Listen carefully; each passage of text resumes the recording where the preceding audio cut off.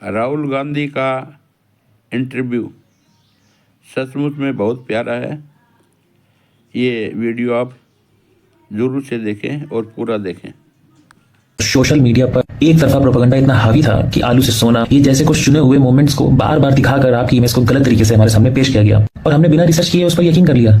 गलती हमारी थी, हम पढ़े लिखे होते हुए भी थोड़ा सा लॉजिक और फैक्ट चेक नहीं कर पाए and we compared you with that person जिसके पास शिक्षा की बुनियादी सोच तक नजर नहीं आती। बचपन से हमें बताया गया कि नेहरू जी गलत थे, देश के विभाजन में जिम्मेदार थे, इंदिरा जी ने मुस्लिम से शादी कर ली, राजीव जी ने फॉरेनर से शादी कर ली, यानी कि एक लंबे समय से हमारा नैरेटिव धीरे धीरे शेप किया गया। लेकिन जब खुद से किताबें पढ़ी, हिस्ट्री जानी, हिस्ट्री समझी, तब पता चला कि नेहरू जी कौन थे।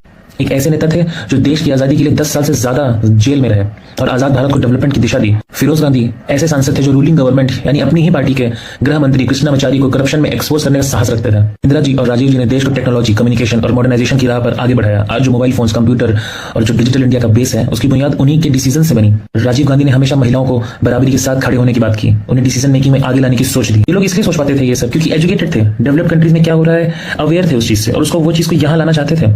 इनफैक्ट ये लोग ही मॉडर्न इंडिया की बैकबोन रहे हैं। आज मैं खुलकर कहना चाहता हूं कि मैं आपके साथ हूं, मुझे लीडर आप जैसा चाहिए और मेरे जैसे बहुत लोग, मेरे दोस्त, मेरे इष्ट मित्र आपके साथ खड़े हैं।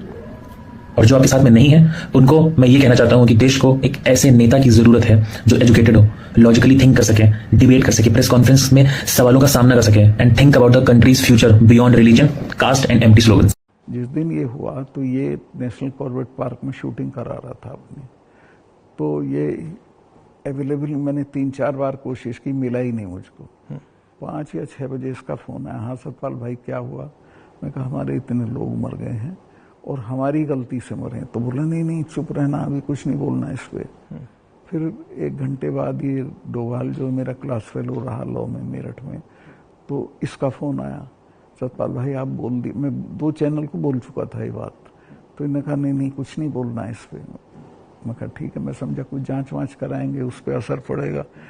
कुछ भी नहीं। तीसरे दिन इनका आ गया कि ये पुलवामा की शहादत को याद रखो और अब हम बालाकोट करेंगे, ये करेंगे, वो करेंगे। और अभी तक उसमें कुछ नहीं हुआ? कुछ नहीं, करना भी नहीं है इसको। पुलवामा के शहीद जिस तरह हुए थे इसलिए हुए कि उन्होंने 5 एयरक्राफ्ट मांगे थे। अगर वो मेरे से मांग लेते तो मैं इमीडिएटली कर देता। मैं तो वहाँ स्टूडेंट्स जब जम्मू में फंस जाते थे बर्फ में, उनको एयरक्राफ्ट से, क्योंकि दिल्ली में एयरक्राफ्ट इमीडिएटली मिलता है किराए पे। 4 महीने तक एप्लीकेशन उनकी पड़ी रही होम मिनिस्ट्री में और 4 महीने बाद वो खारिज कर दी कि नहीं देंगे। तब वो सड़क से चले। इतना बड़ा, मतलब 4 महीने के लिए वो चले ही नहीं? चले ही नहीं इसलिए कि वो सड़क से चलना बिल्कुल इनसिक्योर होता है, वो उनके उसमें नहीं है सिस्टम में।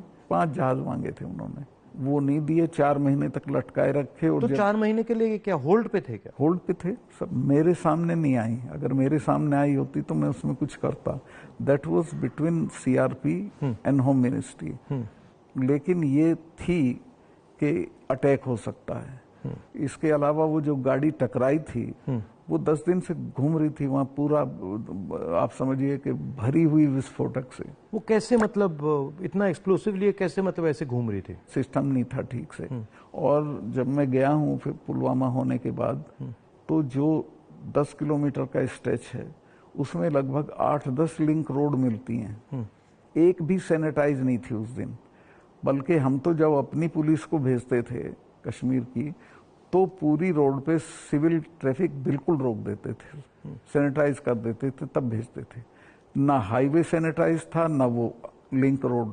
और लिंक रोड जहाँ हाईवे में मिलती है वहाँ रिवाज ये है कि वहाँ एक जिप्सी खड़ी होनी चाहिए जो उसे रोक दे कि नहीं भैया काफिला चला जाए सीआरपी का, तब जाना। ब्लॉक कर कुछ नहीं था, there was nothing like that. तो जब आप वहाँ गए, जैसे पॉलिटिक्स में हम ऐसी घटनाओं में जाते हैं, तो जब हम कहीं पहले पहुँचते हैं कोई माइंड में कोई फीलिंग आती है, तो इसमें आपकी क्या फीलिंग आई थी जब आप पहली बार वहां गए? आप मेरा यकीन करेंगे, आई वॉज इन टीयर्स। और मैंने इसको फोन किया, मुझे नहीं मिला। जब 5 बजे मेरी बात हुई तो मैंने कहा हमारी गलती से हुआ ये। तो बोला नहीं इस पे आपको चुप रहना है। मैं चाहता था कि कुछ सर इसमें कटने चाहिए जिनकी जिम्मेवारी थी। कुछ भी नहीं, किसी का नहीं, कुछ नहीं हुआ। उसको इलेक्शन के लिए यूज करना चाहते थे कि ये पाकिस्तान ने किया, हमारे जवान मारे और अब हम हराएंगे। भारत जोड़ो यात्रा में हम वहीं से निकले, एक्चुअली साइट से निकले, पुलवामा से। तो मुझे ये लग रहा था कि जो आपने बोला कि ऐसी जगह पे, स्ट्रेटेजिक जगह पे इतना एक्सप्लोसिव कहां से आ गया, कैसे आया? वो मेरे दिमाग में क्वेश्चन था। सारा पाकिस्तान से आया था, बट इतना 600-300 किलो। हाँ, ये बॉर्डर तो हमारा पोरस है, और ये इतना एक्सप्लोसिव इंडिजिनसली प्रोक्योर करते तो वो बात फैल जाती। ये 10-12 क्विंटल तो आया हुआ था, उसमें से ये गाड़ी पूरी भरी थी एक्सप्लोसिव से। और बताया मुझे जब मैं गया कि साहब ये तो 10-12 दिन से घूम रही थी गाड़ी। जो गाड़ी चला रहा था उसका भी, मालिक का, दोनों का टेररिस्ट रिकॉर्ड था। दोनों कई बार गिरफ्तार हो लिए थे, फिर छूट गए थे, फिर गिरफ्तार हुए थे, फिर छूट गए थे। अच्छा। तो उन पे कोई निगाह नहीं थी इंटेलिजेंस एजेंसीज की।